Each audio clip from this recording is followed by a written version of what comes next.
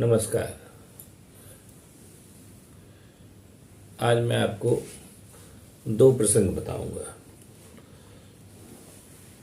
उन दोनों प्रसंगों के माध्यम से आप समझ सकते हैं, मैं आपको आसानी होगी कि हम किस माहौल में और किन परिस्थितियों में रह रहे हैं। पहला प्रसंग इसी उत्तर प्रदेश का है। बहुत पहले एक जज साहब हुआ करते थे, आनंद नारायण मुल्ला। उन्होंने एक मुकदमे के सिलसिले में पुलिस को एक ऑर्गेनाइज्ड लुटेरों का समूह बताया था, लुटेरों का एक संगठित समूह बताया था, जिसकी काफ़ी दिन तक बड़ी चर्चा होती रही और वो काफ़ी दिन तक बड़ा प्रासंगिक भी था, अभी भी प्रासंगिक है। और इसी के, ये तो खैर बहुत पुरानी बात है, और इसी के काफ़ी दिन बाद एक कमेटी बैठी थी। कमेटी वो भी बहुत उस लिहाज से पुरानी बात हो गई।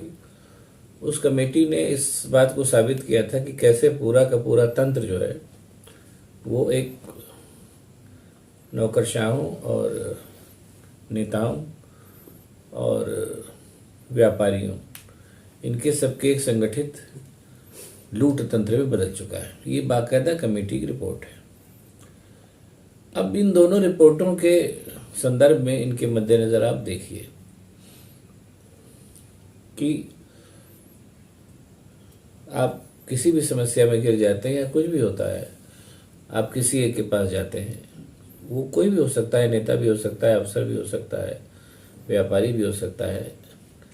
लेकिन जाहिर सी बात है, जब आप एक तंत्र के, आप किसी क्या नाम है, समस्या के अगर शिकार हैं, तो इन्हीं तंत्र में से किसी न किसी एक के पास जाएंगे, और वो समस्या का जनक भी इन्हीं तंत्र में से कोई न कोई एक होगा, या तो व्यापारी होगा, या नेता होगा, या अफसर होगा। तो अब उस तंत्र को, जिसको कि आपकी समस्या की समाधान की जांच करनी है, जब वो तंत्र ही एक संगठित गिरोह में कन्वर्ट हो चुका है, जैसा उस कमेटी की रिपोर्ट का रिजल्ट था, तो अब जाहिर सी बात है कि आपको न्याय मिलना तो संभव है। और दूसरी चीज़ ये है कि जैसा मैंने कहा कि अब वो आनंद नारायण मुल्ला साहब का वो जो फैसला था कि पुलिस जो एक संगठित गिरोह है, अब ऐसे में वो जो तंत्र है, जिसके जो मैंने बताया, जो पहले दूसरी रिपोर्ट आई थी जिसने कहा था कि नेता, माफिया और अफसरों ने का एक बाकायदा संगठित गिरोह है जो जिसके मद्देनज़र पूरी सत्ता चलती है। अब ऐसे में सवाल ये पैदा, अब ऐसे गिरोह जो सत्ता को चलाता है, ये बहुत पुरानी रिपोर्ट थी, आज की नहीं है। उस तंत्र के पास एक पुलिस के संगठित गिरोह के रूप में एक ऐसा जो है सशस्त्र, वो भी हथियारबंद एक गिरोह भी है, जो उसके इशारे पे मरने कटने को तैयार है। इस पूरे सिनेरियो में आप अंदाजा लगा सकते हैं कि सत्ता कैसे काम कर सकती है, और करती भी है। और आप अपने इर्द गिर्द के मामलों को देखिए, आपको आए दिन इन्हीं सब परिस्थितियों से दो चार होना पड़ता है। जब आप किसी समस्या में घिरते हैं और आप इनमें से, इस पूरे तंत्र में से किसी के पास भी उस समस्या के समाधान के लिए जाते हैं, तो आप पाते हैं कि वहाँ पर वही आदमी बैठा है जो आपकी समस्याओं का जनक है। इसी सिलसिले में आज की बात है, आज की बहुत ज़्यादा वायरल भी हो रहा है। मैं इसका इसीलिए मैंने ये बात आज कही। उसको मैं बता दूं कि अम्बेडकर नगर के कोई डीएम साहब हैं, उन्होंने बाढ़ पीड़ित लोगों से कहा कि हम आपके लिए जोमेटो सर्विस नहीं चला रहे हैं, जो बाढ़ चौकियाँ बनी उनसे आकर के अपनी सामग्री ले जाइए। देखने में तो ये बड़ी एक, उसको काफ़ी लोग वायरल भी कर रहे हैं, देख भी रहे हैं, तमाम चैनल से इसको दिखा रहे हैं।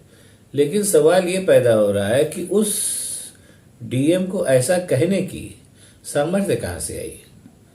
कहीं न कहीं उस डीएम को ये मालूम है कि उस तंत्र का वो हिस्सा है जो तंत्र किसी के प्रति जवाबदेह नहीं है। और उसमें भी एक बात और है कि जो अफसरशाही है, अफसरशाही तो एक बार जब चुन ली गई तो उसको रिटायरमेंट तक काम करना है, और बाद में वो जो माफिया और क्या नाम है, व्यापारी और जो नेताओं का जो पूरा एक समूह है, उसमें वो शामिल होकर के अपने लिए निरंतर जब तक उसकी मृत्यु न हो जाए वो अच्छे अवसर की तलाश करता रहता है। ये भी किसी का नाम लेने जरूरत नहीं, आजकल सबके सामने मौजूद है कि इधर से रिटायर हुए तो कहीं कुछ और उससे बेहतर चीज़ पा गए। तो जब उस डीएम को या उस तरीके के डीएम तो एक मतलब ये मान लीजिए कि एक संकेत है, उस तरीके के जब सब लोगों को मालूम है कि उनका कुछ नहीं बिगड़ने वाला है, तो जाहिर सी बात है कि वो उस जनता के प्रति जिम्मेदार भी नहीं है जिसके कल्याण के लिए उनको बैठाया गया। तो उसने एक बेसिक सी बात कह दी कि बाढ़ चौकी बनी है, जाके ले आओ, हम तुम्हारे लिए जोमेटो सर्विस थोड़ी चला रहे हैं। अब उसी के बरक्स कहा जा रहा है कि योगी जी बाढ़ वो हेलीकॉप्टर घूम रहे हैं, बाढ़ पीड़ितों को सब जायजा सर्वे कर रहे हैं। हाँ, तो अब इसमें एक बात है कि कहीं ना कहीं योगी जी को, मतलब मेरा मतलब योगी से पर्टिकुलर नाम से नहीं है, मतलब इस तरीके के जो राजनेता है, कहीं ना कहीं उनको 5 साल के बाद चुनाव में उतरने की बाध्यता है, अफसर को तो भी बाध्यता नहीं है। तो इसलिए उनको थोड़ा बहुत तो काम करना ही पड़ता है, भले दिखावे के लिए सही करें, लेकिन अफसर के सामने तो वो भी बाध्यता नहीं है। वो तो एक बार चुन लिया गया, अब उसका फ्यूचर सिक्योर है। तो इसलिए वो जो डीएम ऐसा कह रहा है कि जोमेटो सर्विस हम नहीं चला रहे हैं, करके अपना सामान ले जाओ, वो और कुछ नहीं कर रहा है। वो इस नेता अफसर और माफिया की तिगड़ी से मिले संरक्षण की नुमाइश भर कर रहा है, इससे ज़्यादा कुछ नहीं। अगर आपको ये वीडियो पसंद आया हो तो इसको लाइक करिए, सब्सक्राइब करिए, शेयर करिए। बहुत बहुत धन्यवाद।